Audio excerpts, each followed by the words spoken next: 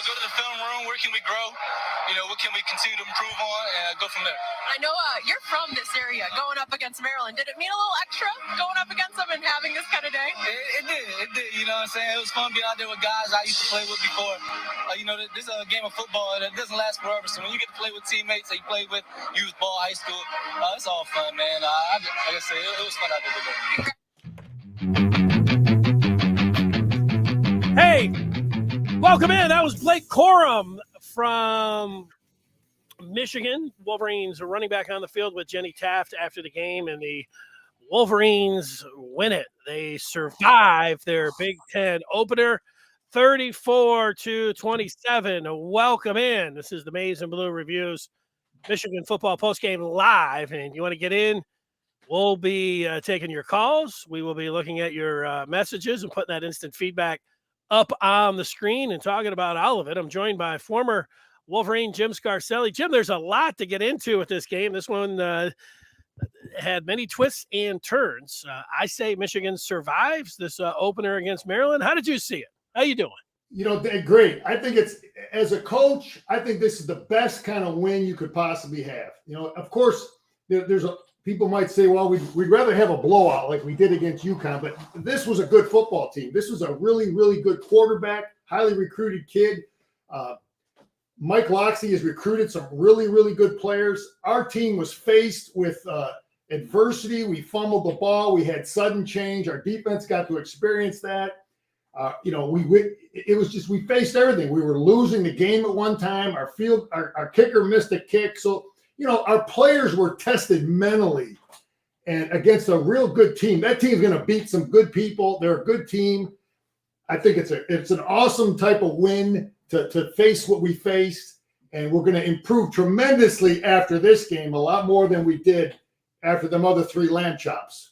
Yeah, listening to you, and I think there's a lot of people like, wow, saying this is good. Like, I would never want this game in a million years to play out like it did. It was, to me, it was a little bit of a nightmare in the first half, and then that nightmare continued a little bit in the second half, and I thought Michigan gets some breaks, but after it's over and you win one like this, Michigan in practice this week, there's no way they're sitting around thinking, hey, this is the easy street. We got this. We're just going to go waltz down to Iowa City, and we're going to win that game. This one, when you get the threat where you're going to lose and get everything taken away like they did today, in the end, that's going to end up being a positive. But I don't know. Like I was surprised in a lot of ways, in a lot of things that happened today out there for Michigan. The biggest surprise to me was it wasn't.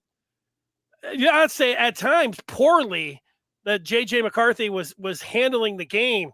He couldn't throw the ball deep and hit any of his receivers. He was hanging on to the ball too long. He didn't have a really good feel, and he fumbled the ball once, and they got it back. He, I think, got lucky, or I don't know, lucky, but it was very close to having a second fumble there. He did not have a very good game. And so maybe just like your point about the entire game for J.J. McCarthy, like everything, to walk it up, being a Heisman contender for the number 4 team and all this, it's been easy street for J.J. McCarthy. It was not that way for J.J. McCarthy today. Yeah, I don't have him playing really, terrible. I just, the fumble was a really, I don't understand what that was all about. And that was bad, but he did make some plays with his legs. He got a little cocky with his ability to run. One time sitting back there way too long, and they did get to him, but I thought his passing was pretty accurate, and I don't see the quarterback as a terrible today. There was some other things. His deep passes were not good. I mean, he had a lot of shots down. Yeah, you're right, Benny. You're right. He overthrew some people. Yeah. And when I'm watching a quarterback, I'm looking for the feel for the game. And you talked about it when he hung on to the ball that one time and ran it and took a shot. There was another time when he fumbled, took a big time shot. He was running around there. There was another time in the second half, I think it was the first drive that Michigan had, and it may have been a 3-and-out where his clock, I mean, you got to know, like, if you watch enough football or if you play enough football, like, he had at least 5 seconds in the pocket. He's got to get rid of it after 3, and he stood in there for 2 seconds too long. And I don't know, like maybe because the teams that he had played, and now he's playing Maryland, and the game was a little bit faster, and maybe it would be a nice learning experience for him. Probably should be, but yeah, he had a lot of things, and I don't know if the play calling never got him in a rhythm. To his credit, he played his best in the fourth quarter. Yeah, he that was a huge pass down the sideline there to Ronnie Bell. Look, I'm going to give Maryland a lot of credit. I'm going to give their coaching staff. I mean, we were pretty darn predictable at times, and especially to start the second half. I know we'd like to come out like we did with 2-3 tight ends and just, we had poor field position those first two drives, and we were terribly predictable. That's one of the things we did last year was that in running formations, we threw the ball occasionally. In passing formations, we ran the ball. We were really, really unpredictable last year. And I think, Weiss and Moore got to get that groove that got us going. But what else did I have here, Denny? That 3rd and 6th, that was a big one to Bell down the sideline. That's a call that is against the grain. It's 3rd and 6th. They're thinking we're going to throw that little 5-yard out, and we went deep on it. Sometimes you have to do those things. But Maryland had a real good game plan, I think, on both sides of the ball. I think their defense, when we got certain personnel and certain down and distances, they just said, hey, we know you're coming with the power play. And the power play was great for us today for the most part. And they just said, heck, you're going to, we're going to make you we're going to overcommit at times, and that's how Corum's run was. Corum was the final touchdown was an overcommitted defense, but they really, tried to take our best stuff, and at times they guessed right. You wonder, because Michigan did have such an easy breezy non-conference schedule, and then they come out and they kick off the ball, and they might as well have brought somebody up from the stands. I mean, the ball hits the guy in the head. Michigan recovers. A couple seconds later, boom, one play, they're in there, touchdown. They've never scored a touchdown faster in Michigan history. There it is, just like that. And you're like, yeah, this one's going to be a laugh or two. And then Maryland buckled down and started moving the ball and making some plays. And, as we have talked about, you give Talia Tagovailoa a little bit of time, he's going to be able to find some receivers, and he did that. I'll see. I don't know. Like, maybe I've been watching too much NFL, and maybe I'm not versed in all of the replays and everything else. And I know last year that both Joel Klatt, Gus Johnson, and Mike Pereira thought that Hutchinson Ajabo had stripped the Spartan quarterback, and it ended up being a touchdown. And they were like, hey, don't worry, that was close, but I would probably go the other way. And then of course it's, they ended up reversing it. Everybody was like, what? That was a terrible call. DJ Turner, the game turned to me in the first half. Maryland was really going, and DJ Turner comes up with an outstanding interception. But, taking a look at the replay, that ball hits the ground. However you saw it, I'd be interested to hear. To me, it really looked like that it wouldn't have been a surprise to me if they went up to the booth and reversed the call. I've seen a million of those. Of course, as soon as I think something else happens, but both Pereira and Klatt thought that, that ball hit the ground, and I know it was close and everything else, but surprised that Maryland then didn't just call a timeout. It's in the first half, burn one of those. So you forced them to take a look at it. And I'll say this, I didn't hear anybody. I was looking online, and RJ Moten, if the Turner interception wasn't the biggest, the RJ Moten play, both incredible efforts in execution in the end, they go down as interceptions by the Michigan DBs, but Moten makes an outstanding play too. I never did get a good look at it, but the last one that I looked at, well, it sure looked like the ball hit the ground. It definitely was enough to go upstairs and take a look at, and they didn't take a look at it. Maryland didn't call a timeout again on that one. Two gigantic breaks, the two biggest plays of the game, and both of them could have gone against Michigan. They didn't. So Michigan catches a break when it comes to the reviews and the refs. So you can say, hey, for all those years that the refs were against Michigan, Michigan got a huge break on the with the replay officials today. The DJ Turner one, ever since the Michigan State game last year, when Mike Pereira and everybody up there said, that was touchdown Michigan that year in that Michigan State game. I was basically said, we need to get the guy in New York who's this mystery man in New York who's overruling these things instead of Mike Pereira. we're listening to Mike Pereira, and I'd like to know who this guy is in New York who's making that decision. But I thought the Turner one was, I don't know that it was overwhelming. I think that's what the word they need is overwhelming. Yes, irrefutable, overwhelming. Yeah, right.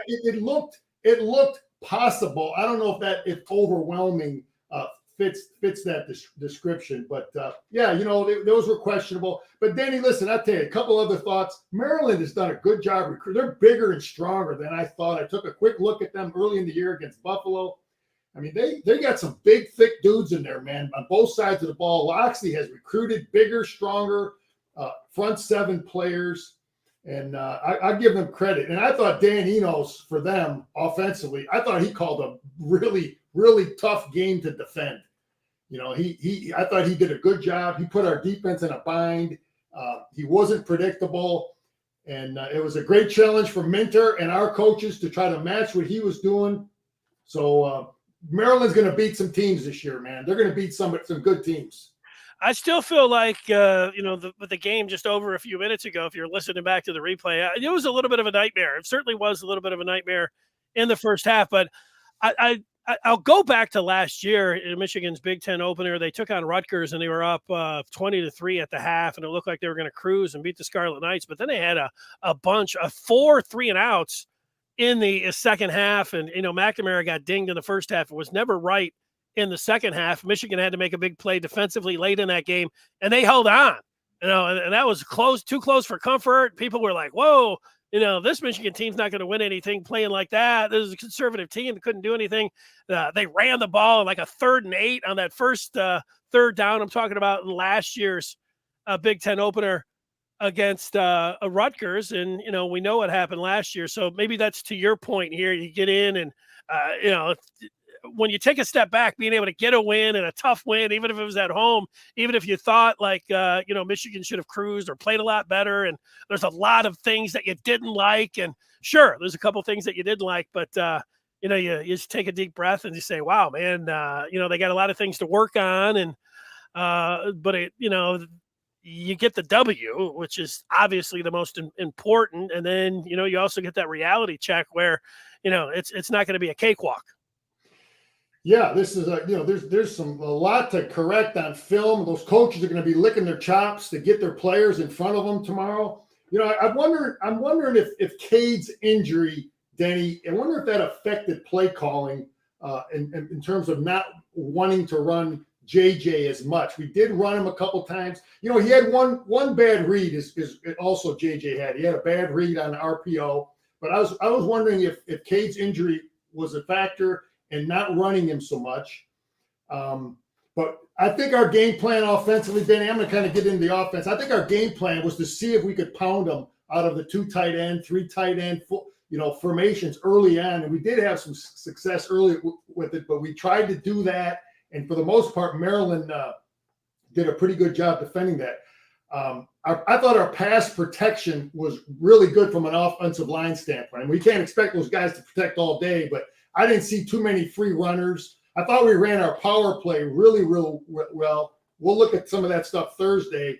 And again, that's the stuff that we ran those last 3 weeks, continuing to develop confidence in it. A couple times, they guessed right. Maryland overcommitted. A couple times we didn't block the right guy. The young tight end, Bredesen, made a mistake or two a couple times in there. But I thought our tight ends blocked really, real well. 84. Honigberg and 86 Shoemaker. I thought we got good blocking out of our tight ends. But what else do I have? We had Hadid started at guard, so that was new. He played a lot. El Hadid started at left guard, so we didn't expect that, and I thought he did a pretty good job in there. Yeah, Trevor Keegan out, and we'll wait. Like Jim Harbaugh's talking to the media right now, and I'll show you. I'm going to play one of the key plays that I have loaded up. I mentioned the 2 interceptions, but Scar mentioned the Bell play down the sideline. That's the one that I got lined up. Looking online as I was watching the game, I've got an instant feedback from Vince. And what Vince here has to say is what was a common thread that I saw throughout the game from Michigan fans and others, college football fans that were commenting on the game. Here's what Vince has to say. Not a good day. JJ missing downfield throws. No offensive rhythm. If I saw that one time, I saw it 100 times today. No pass rush for the most part of the game. A lot to work on. Let's just take it. We've talked about JJ a little bit. There's no doubt that he was missing down the field throws. He finally got Roman Wilson on the one for a touchdown and the one we're going to play with Ronnie Bell. But I think, yeah, I mean, he wasn't comfortable. He didn't have his internal clock. I mean, all of those things. But how about the no offensive rhythm? I mean, you talk about what you thought Michigan was trying to do, play calling wise. CJ Stokes, that blew up on him. Once he fumbled, he was out of the mix. So it was just Corum that they had to rely on. But what did you see from the play calling overall in this game and things that they'll want to do better? You know, I think their philosophy coming out was, look, we're not going to be force spread to open up. You know, we're going to play a lot of tight ends and we're going to try to pound them. We're going to try to grind them, see if they can match up. Because last year we grounded on these people, and I think we got too much in the when Michigan's offense is good. We're every other down. We're changing formations. We're shifting. We're motions. We keep the defense out of rhythm. Is what puts your offense in rhythm at the same time. And we were kind of just trying to grind them and pound them. And I just think we're better off when we're mixing it up. But you know, at the same time about JJ overthrowing people, I think our receivers weren't getting a great deal of separation, Danny. Those weren't huge windows. Yeah, he overthrew Anthony a little bit. He overthrew, he had some overthrows on some of those deep passes. But Wilson, yeah, he overthrew him. You know, we got to get some. It's on the receivers too, man. They got to create bigger windows and make that an easier throw. I'll tell you what I like to see too was Corum on the short yardage. You know, getting the short yardage when we need it. Corum was outstanding today. It was disappointing that we really couldn't count on another back to get in there. Stokes gets in there for one play and fumbles the football. I mean, why don't you do that against Hawaii? Don't do that against these guys. And and then Gash gets in there, and I thought he missed the hole, the one play he was in there. So Corum, he had to go the distance. So that was discouraging that we didn't get that kind of running back play that we would have liked.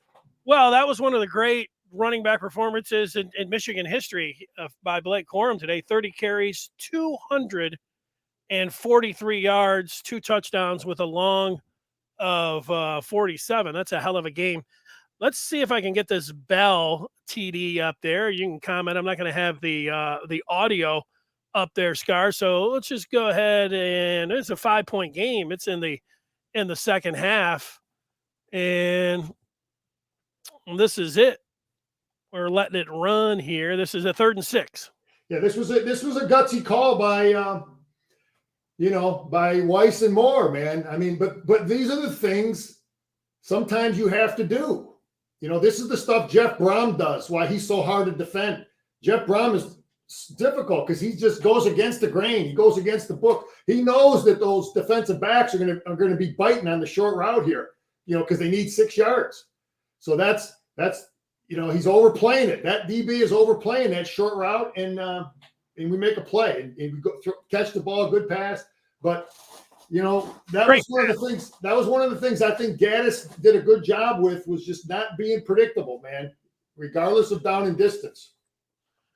Yep, that's the big play to Bell, and then coming up, I think we're going to see a little Blake Corum, right? Is that what happens here? Or is this they lose contain down here. This corner at the bottom down here. Oh no, this is a different run. I thought you had the touchdown there. I don't have it queued up, so they did end up getting into the end zone here. So okay, so that play will be coming up, and you'll see a guy, one of their corners, lose contain. He just he can't get off the block, and Corum reads it. They're overcommitting on that touchdown. This is our final touchdown here coming up. I think it is. Yeah. As a matter of fact, let's just let it run here. I don't have the play-by-play sitting in front of me, but after the Bell score, of course, we know they end up getting 10 more points. Maybe they play for the field goal here. Could happen here to get him. I'm not quite sure where you are. I can't see the time in there, Denny, but Yeah, that was really our final drive offensively was really nice to see, though, that we did grind out some first downs, and then we eventually scored, which was that's a great thing there. I was discouraged with that last touchdown that Maryland scored. I mean, we had opportunity to get that kid on the ground, but he wasn't a terrible quarterback. He did make some plays with his legs, but again, I look at it from a coaching standpoint. There's a lot to coach up with some of those mistakes, and sometimes it's there's good in that. Yeah, that was a mistake that was almost a pick. Yeah, that was a mistake by JJ there, and we kicked the field goal here, Denny. So that's and put them up by 8. Yeah. Let's get you some feedback if you're listening on Twitter Spaces and you want to get in, make a point, go ahead. I'm keeping an eye on that, so you can just go ahead and put your hand up and you can jump in if you have any questions or comments. Here's some of the comments that we have coming in via YouTube and Facebook and Hey, Denny, can I comment on that? We need better play calling. Did you see that? I tell you one play that really bugged the heck out of me was we were driving early in the game. We were moving the ball up and down, and then we're going to throw the halfback pass. And remember Ronnie Bell was trying to throw the pass? I did not understand that at all. Those are the kind of plays you run, when you're having trouble moving the ball. And when we were moving the ball, it was right in the middle of a good drive. I just did not understand that. But you know what? At the same time, Weiss and Moore, they got to get their rhythm too, Danny. They're going to improve also as play callers, in a tight game. So let's have some patience with those guys too. Yeah, Luke doesn't think Maryland's good. D. Brown hoping that that's Michigan's floor, the way they played there, get some things fixed on both sides of the ball. I just saw that Clemson won in overtime against Wake Forest, so they did hang on in that one. Some close ones, and we'll keep you up to date on some of the other games that are going on as we work our way through here and talk about this Michigan game. Travis pointing out that they did not have Donovan Edwards, Trevor Keegan, or Eric All available in this one, and yeah, you're starting left guard, and I don't know, Edwards isn't a starter, but he's dangerous and he's a big piece, a big weapon for this Michigan team. And he was close to playing not all indications, from some indications he was close to playing today. So the chance that he could be available for Iowa next week, I would think that he's got a pretty good shot playing against the Hawkeyes. Yeah, I tell you, I disagree with the evaluation of this Maryland team. This Maryland football team is very much capable of beating any Big Ten team. Okay, obviously there's Ohio State out there. Okay, everybody's got to deal with them. But this Maryland team, with that quarterback and the kind of athletes they have and the kind of toughness they showed, I mean, they ran straight dive against our defense. And by the way, Mozzie Smith had a hell of a game. I'm going to get into the defense here in a minute, but I really think that this Maryland team is every bit as good as any team in the Big Ten. That was not a lamb chop win. That's going to show later on. You watch it. That's a good win for Michigan there. This is an interesting question from D. Brown. He says he felt like they were never going to lose. Did you? Scar, did you ever feel like Michigan was going to lose this game today? You know what's more important than anything, Denny, whether it's that I think our players didn't think we were going to lose. And that's where we want to be as a team. That's the mindset we want our players to leave. No, I was confident. I'm freaking Michigan, man. I'm always confident in our coaches and our players. So I'm always going to think like that. But I think what's important is that our players think like that. So, that's the mentality we want. You want to jump into some of my thoughts on defense anytime, Danny. We'll get to that coming up. Okay. I'll answer the question here. I would say, I wasn't freaking out in the first half, but it was a little bit of a nightmare. And once you got DJ Turner came up with that pick, I thought that and then the Moten interception, those were the two biggest plays of the game. But when there was a 4th and 1 and Michigan wasn't pressing at the line and they just had the wide receiver just stand out there and it was easy access, just throwing them the ball. I thought there was a little bit of confusion there with the Michigan defense, and then Maryland went right down there and scored and made it a 5-point game. We just showed you the big play to Bell. Whether or not, I thought Michigan was going to lose. I thought it was too close for comfort. When you get it in a one-score game, your defense is giving up 4th and 1s with easy access there. And Maryland, the way they were moving the ball, I thought there was a chance. No, I wasn't standing upset. I'm not one. I'm not like Scar saying I consider nothing except a Michigan victory the whole time. I don't quite watch it like that, but when it's a one-score game and you got the other team moving the ball, I thought Michigan was in a little bit of trouble there until Moten came up and ended up getting that interception. No, that was a great play. Yeah. He underthrew it. And Denny, there were a few times today we were screwed up in our alignments. And it cost us through the line, the big tight end down the middle. We weren't lined up. We didn't see it. That was total defensive bust. The bubble screen early, Maryland gave us some trouble. Then we adjusted to that. But I think that first 3-point drive from them really woke our defense up. It's like, man, this team scored in the first half. That's the first time we had somebody score in the first half. So again, that's good that we faced that. You got to, you have to deal with some of that stuff. Every game's not going to be like Hawaii. And I thought we did a poor job recognizing screen. Our defensive linemen, our coaches will work on that because they had success running screen. You got to feel it. It takes game reps to feel when they're not blocking you. I thought Maryland did some good schemes, man. That shuffle pass, that's good stuff. Some stuff that's hard to stop. What else did I see here? They had the big back in there, and we bounced off him a couple times. Littleton, he was a good tough back, and we didn't tackle good enough on him. And I have that on my notes, Danny. That 4th and 1, we were not confused. But as far as inside play, they were confused. We were confused. We were confused twice. Big on the touchdown with the tight end, and then down in there, there was a 4th and 1. We were not lined up right. We were confused. It happens, and we got to try to minimize it. But I got a play here for you, Scar. So we had we're talking about the big plays of the game in the first half. Certainly, DJ Turner's interception. We've shown the Ronnie Bell catch down the sideline on that 3rd and 6. That was big. The Roman Wilson touchdown, another touchdown run from Blake Corum gave Michigan that breathing space. You want to argue where that one is in the top 3, but I think that this play is the biggest play of the game. I want you to talk through it. And then at the very last replay that they show, you don't get a great view of it, but I can tell you that ball looks like it bangs off the ground, or could to me. I don't know if it's definitive, video evidence or not, but we'll take a look and see what we can see right here as we take a look at it.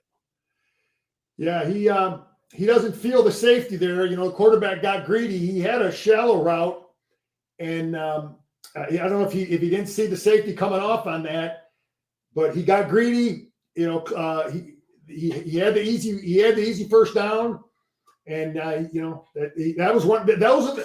the Leah that you get once or twice a game. And he hadn't made many mistakes at all up until this point. The DJ Turner interception was just an awesome play by Turner. Right. But this one here is, he doesn't feel the safety. He had a short route. All right, here it is. Let me tell me what you see with the end of the ball here. Maybe. I don't know.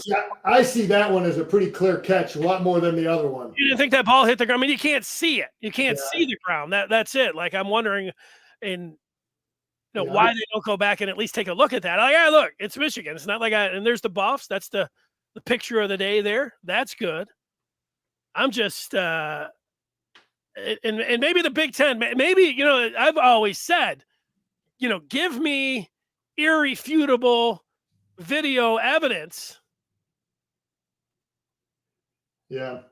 And you can't really see irrefutable video evidence there. So just on those plays, great catch, everything. But, not even taking a look at it. And maybe that's the way they're going to do it. Maybe that's the way they're going to do in New York. We don't need to look at anything unless we're watching it. And it's like, ah. But if that was against Michigan, people would be like, what do we have replay for? And if if I was sitting out there in College Park, Maryland, I'd say, well, what are these guys doing? Why are they here? What's Pereira? These guys should be jumping out of the booth, but I don't know. Yeah, I don't see it on that one. And the other one was, I don't know if it was indisputable. I'll tell you who had a hell of a game in our secondary was Green, 22. He was all over the place. That kid's really improved. I wouldn't doubt if he's one of the players of the week type thing on defense. I thought he was really did a good job in the secondary. We got a lot of different edge guys, did some things. Morris had his best game. He had a big hit on the court. I thought that might have been the play of the game until Leah went back in the game. But Morris did some good things. He ran down Leah one time. He showed his speed. He got some pressure. Anoma got some pressure, but we're rotating a lot of them. McGregor didn't see as much time, but all those guys are pretty sound. None of them really hurt us. Harrell was sound. We lost contain one time. I don't understand some of the stunts that they do. And I can't blame Morris. He goes inside and Leah, one of their first drives, he takes it right down in there. They just have a different philosophy than when I played. I was never allowed to take an inside go on a tackle, and they just let the guy lose contain. And I don't know if they expect the 3 technique to read that when the end is coming underneath the tackle. I don't understand how they're coaching it. I'm going to take a look at that play Thursday and try to figure out what the heck they're doing here. But it's frustrating watching us lose contain like that at times. Yeah, the thing with Anoma, he has changed his name. It is now, and this has been a couple things because it was AB Anoma, and then it was Yabi Anoma, and it's now Oki is his last name, number 18. Yabi Oki. That just changed up over the last few days, but he did. He got to the quarterback. He needed to get him on the ground. Easier said than done, but he was in there buzzing the quarterback a few times. Yeah, he definitely shows the ability to come off the edge and get pressure. And but yeah, that position has got some good depth. There was some decent play there. I know there's some frustration with the pass rush, and I get it because it was tougher getting to this kid, especially with his ability to move. Because I think his ability to move, sometimes your scheme is you ask your DTs, your inside guys, maybe to just mirror the quarterback at times. I think that's what I was seeing where they really weren't, pressuring as much, just more mirroring him in case he steps up. So it's that a running quarterback puts a whole lot of different kind of stress on you. I don't know if it's bad news or good news. It's going to really be depending on, who is out there and what you think. But I have an update from East Lansing. They've just gone to a commercial, but I do know the score. In the first half, Minnesota 14, Michigan State nothing. Wow. I know that's a little bit of a surprise to you, but it's early. I didn't. We'll see. I mean, I thought that Michigan State would defend them, and I thought they'd move the ball. That Minnesota defense is, must be doing something right. But anyway, Danny, I tell you, what else do I have? I just thought we were a little predictable to start the first half running the football. What Moore and Weiss got to get to the point where, they don't know what we're really doing down in distance and have the courage to do it. Because I think that's how we started the year last year, really conservative. We were kicking all these field goals, and then Gaddis and Harbaugh said, you know what, we're gonna throw it a little more down here. We're not going to be predictable. And that's when I think our offense started to take off. Maybe this will be a wake-up call for the play callers, because defensive coaches aren't stupid. If you just go by the book and play the down and distance all the time, okay, here's the touchdown now. You'll see this corner lose contain here. Yeah, this is the Corum. Yeah, he peeks his nose in there. Bredesen keeps on the Yeah, you see the tight end just had enough contact to maintain, and the corner loses contain, trying to peek his nose in there. That's a pretty nice jump cut. That play was designed. It looked like to go inside, then he jumped it outside. Looked like that, right? Yeah, I mean, he's a good running back, and he knows that, that corner at the top who's containing, if he doesn't expect that, he might try to, sneak inside and try to help out on a play inside. But he didn't do his job. This kid at the bottom, 84 keeps the contact just enough, and Corum sets him up, and a lot of that stuff is instinct. Yeah, I mean, you got a guy that has him in his sights in the backfield, right there. And then Corum's able to, bounce that one to the outside. Different game, if they don't get the first down there. Then you got to secure your flanks on defense, man. For sure.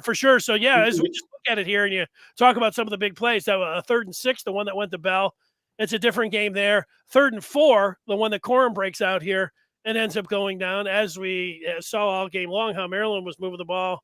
So 2 gigantic plays and then the 2 interceptions as well. Mike Loxley saying, got to get the contain there. And I think their coach had a great scheme there. I don't blame that defensive coordinator at all. I blame that corner at the bottom. I mean, he's not going to stop that play on that inside run. Why are you peeking your nose in there? That's on the corner. That's not on the play caller. That corner should have, do your job, man. That's what Belichick says, right? Do your job. If that corner's where he's supposed to be, that could have been a negative play. Yeah, Calvin mentioning that Moody missed a field goal today. Hopefully he gets that out of his system. When you have a field goal kicker like Moody, you expect him to make every one. I mean, last year he was Mr. Automatic. So, yeah, you're expecting him to make all of those. And so, yeah, hopefully he's going to be able to correct that. You want to get your messages in, your feedback. We'll put them up on the screen. That's Jim Scarcelli. I'm Dennis Fithian. This was a game that came out. Michigan kicked the ball off and ball bounced. I've never seen that. Ball bounced right off the guy's head, and Michigan recovered. One play later, they were into the end zone, scoring a touchdown, and you're thinking, this one's not going to be as tough as maybe you thought. But you had after the gift, you get a Stokes fumble in the first half. You had J.J. McCarthy missing Roman Wilson on a 3rd and 8. You had J.J. McCarthy, fumbling when it's a 10-10 game. You had J.J. Running around, not getting the feel for the pass rush, and you just hanging onto the ball too much and moving around. You can't see that blind side. And, the one time he ran it and then turned his back and got hit pretty hard. He did pick up the first down. Another time when it looked like he may have fumbled, it didn't. His arm was a little bit going forward there, but it was close. But he didn't see that guy behind him, and he got really smacked there. Those are the kind of times that you lose the ball or you end up getting hurt, and he's just got to have a better internal clock there. Maybe he'll just get the feel. But as the feedback mentions there, Moody missing a field goal, there was a lot of things in the first half where you're like, okay, you're expecting a lot better play from J.J. McCarthy. If you watch football, the way to keep the other team in it is turning it over and Stoke fumbles. And then J.J., whether they got lucky or whatever there. But then DJ Turner getting the interception, that was huge for Michigan. What did you think of the half? It was a 17-13 game at the half.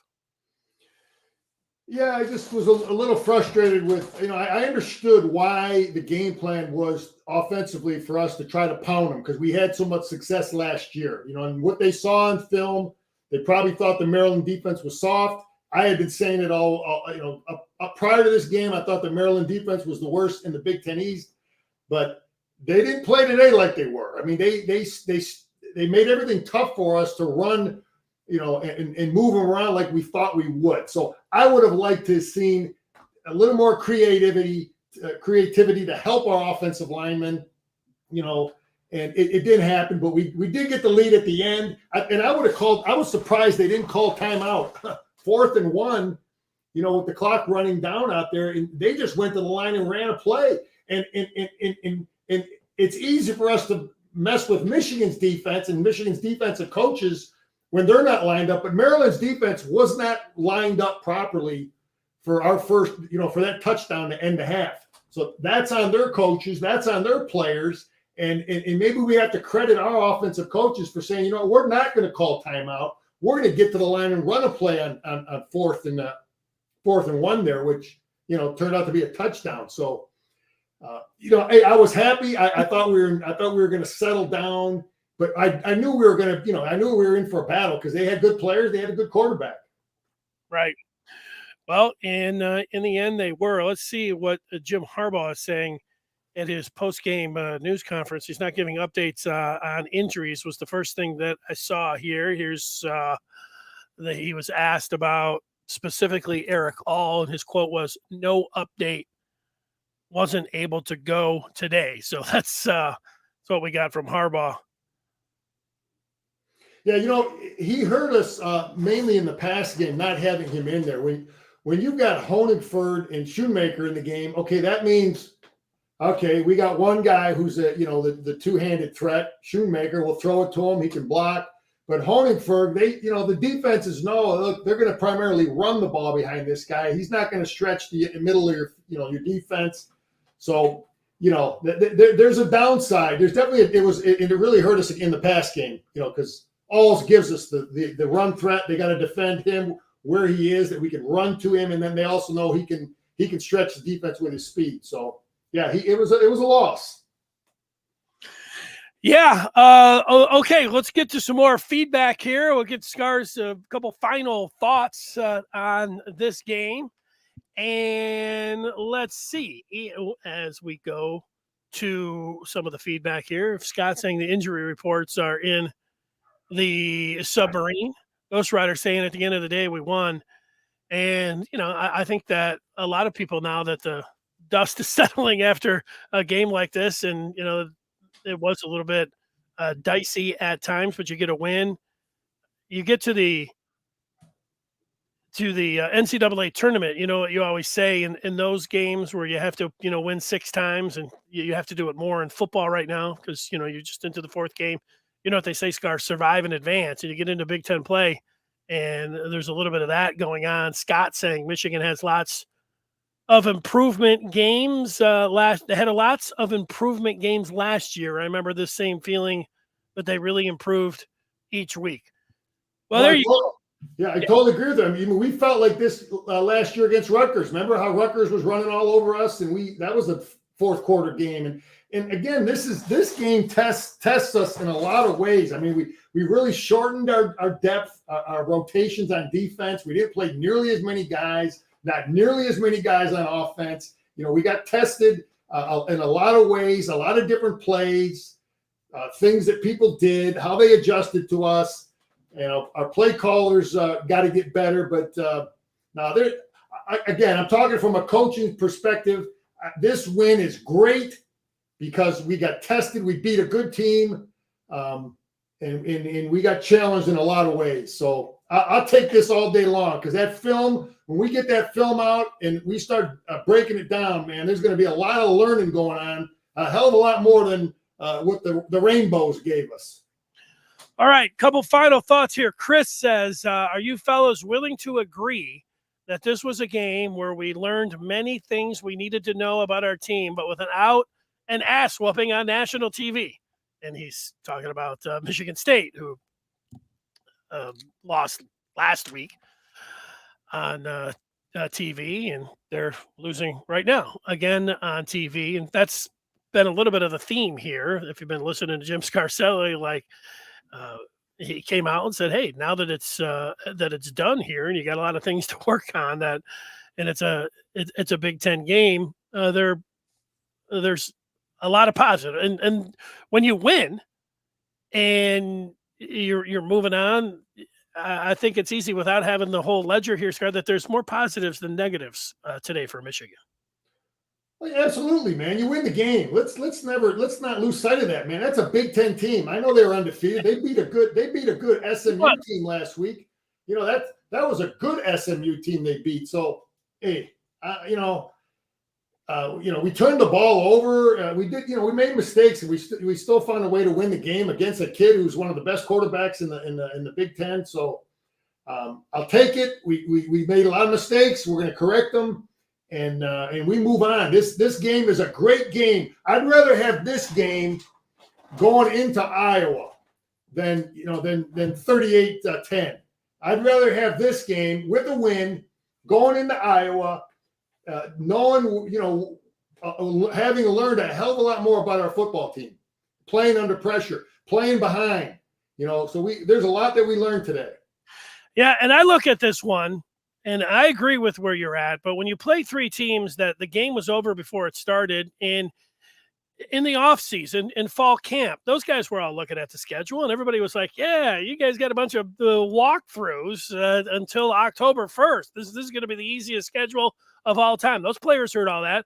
When they go through practice, I don't know if Jim Harbaugh, even over the last 3 weeks, was putting the ones versus the ones during the week, and that was going to be the hardest thing that they went through. But when you're not tested and you don't go through the motions, but you have to get out there when you're playing another team and it's going to be dangerous. And finally, Michigan got in a spot where, hey, they were behind.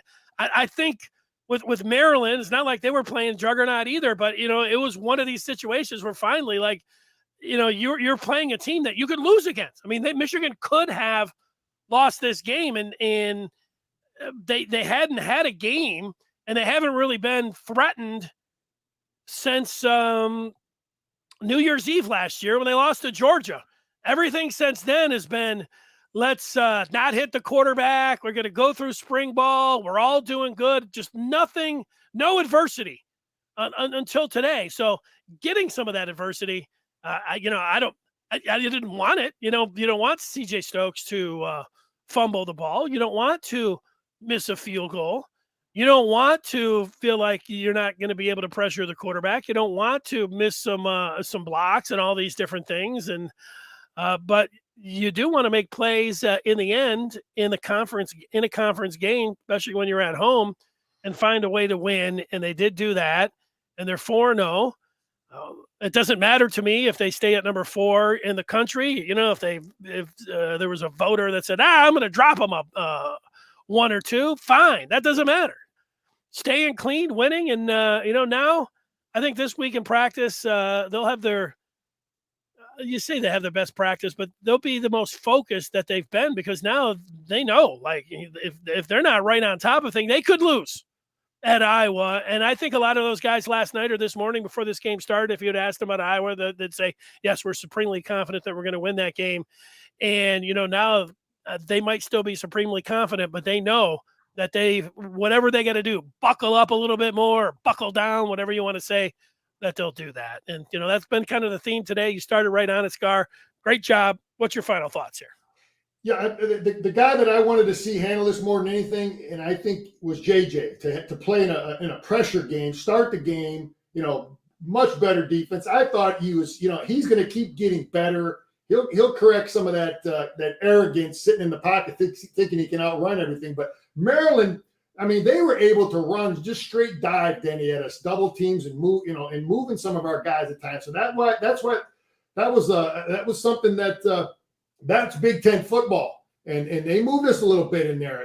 But eventually we found a way to get them stopped, and I'm loving it. We came out fairly healthy, I'm guessing. And it's a win, and we move on to the Hawkeyes. And I'd much rather defend that Hawkeye offense than this Leah offense and all this BS they give you. We go to Iowa, okay, I'd rather play defense out there. The crowd would be a factor, but it's a lot more vanilla. All right, great stuff. We'll hear from Jim Scarcelli on Thursday. A reminder for those of you that are listening that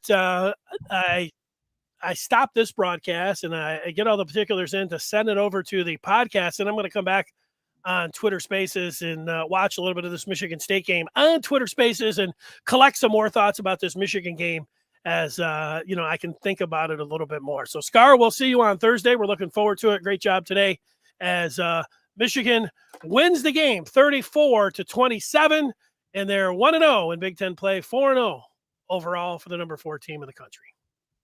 All right, a lot of smiling faces in Ann Arbor. Go Blue.